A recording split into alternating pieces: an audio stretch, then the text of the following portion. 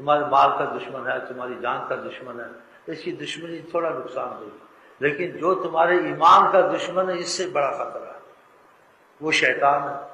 اور شیطان سے آیت الکرسی بچاتی ہے۔ اس کے علاوہ جس پر کوئی جادو اور کالے علم ہوتے ہیں، جو آدمی چاروں کو آیت الکرسی ہر نماز کے بعد میں پڑھے، اس پر یہ چیزیں اثر نہیں کرتی، اثر کرنے کی وقتی طور سے پھر ظاہر ہو جاتی ہیں۔ اور جو چیزیں نہیں پڑھتے یہ آیت الکرسی جو چیزیں، ان پہ لوگ جادو تاغے کرتے ہیں، اتنی پریشان ہوتے ہیں، علاج کراتے ہیں، علاج اس کا علاج نہیں، اس کا علاج پڑھائی ہے،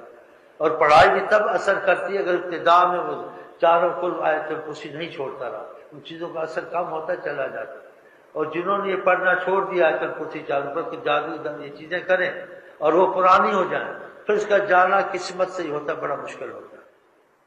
وہ چیزیں کچھ روح میں اس قدر اثر کر جاتی ہیں کہ اس کو بڑی محنت چاہیے، یا پھر ہو جاتی نہیں، یا پھر اللہ جانے کیا ہوتا ہے، ہم دیکھا ہے۔ اس لیے دنیا کے اعتبار سے، آخرت کے اعتبار سے، ہر لحاظ سے